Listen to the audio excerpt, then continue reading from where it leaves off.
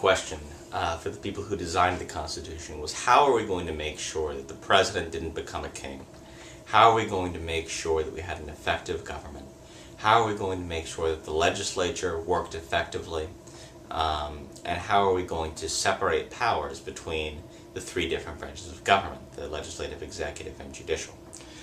This whole system of a separation of powers is based on the ideas of Baron de Montesquieu, a philosopher who argued that you simply can't place all of the power in one government department, because if you do that, you're going to have corruption, you're going to have abuses of power.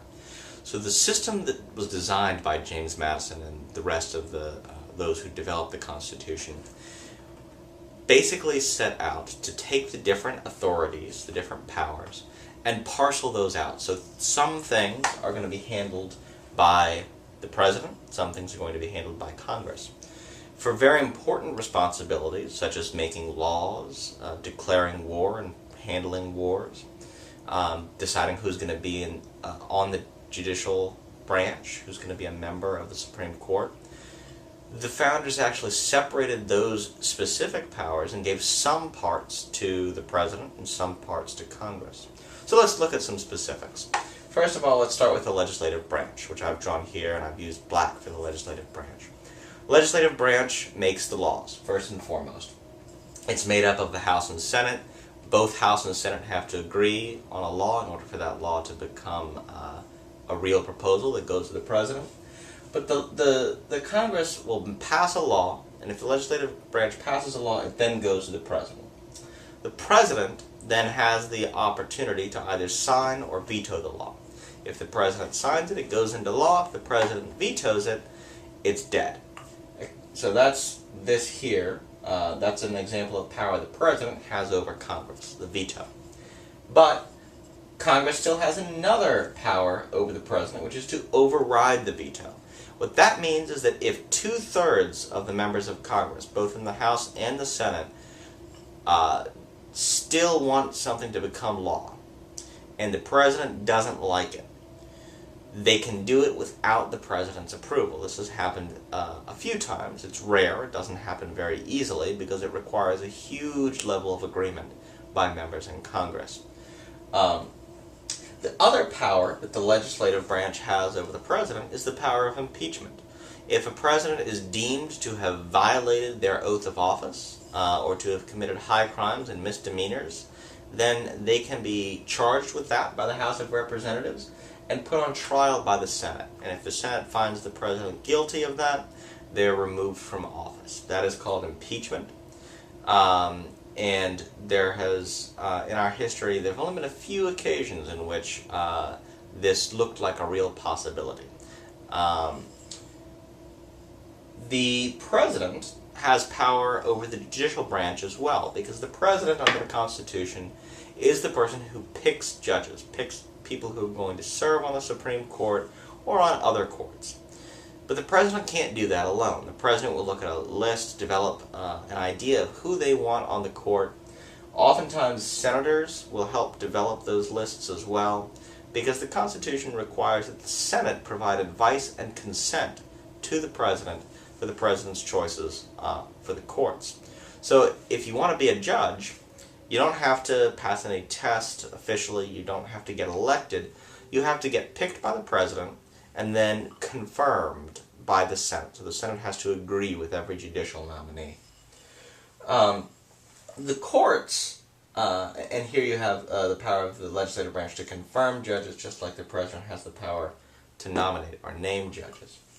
The courts have power over both the legislative and the president, the executive branch, because the courts are responsible for determining what is and is not constitutional. This came about in a case called Marbury v. Madison, a very important Supreme Court case decided in 1803. And in that case, John Marshall, who was Chief Justice of the Supreme Court, wrote that it is emphatically the province of the judicial department to say what the law is. In other words, the Supreme Court and courts in general get to decide what the Constitution actually means. So if Congress passes a law that is not constitutional, that violates the Constitution, that law can be shut down by the Supreme Court. Similarly, if the president tries to do something that violates the Constitution, the Supreme Court has the power to tell the president they can't do that.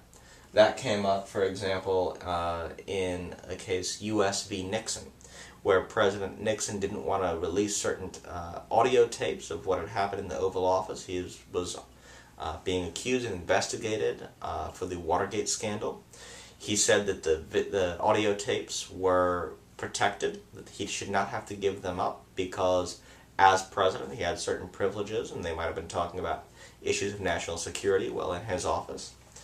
But the court said no, you don't get executive privilege when we're dealing with a personal issue and an investigation of an actual crime he may have committed, and so the court was able to force the president to turn over those tapes. So you have a separation of powers between the legislative, executive, and judicial branches. Each branch has certain powers over each other branch, and that's why we call it also a system of checks and balances. Here I have the balance, or the scales of justice. So when we talk about checks and balances in civics and government, we're not talking about checks that you write to pay somebody money. We're talking about, like if you've played the game chess, when a king is in jeopardy in the game of chess, we say they're in check. It means they're in jeopardy. They're in danger. They have to move to get out of that danger. So sometimes the legislative branch can't act without the president's support. They're held in check. Sometimes the president can't act without the support of the legislature because the legislature holds the president in check. And similarly, both the legislative branch and the president are kept from overstepping their authority, from abusing their powers, because they're held in check by the powers of the court system to maintain the Constitution and make sure that the Constitution is upheld at all times. Sometimes it works better than other times, but that's the idea. Separation of powers protects us from abuse of power, and it is designed to keep the system balanced and keep each part of government working with each other part of government. Thanks. We'll check in later.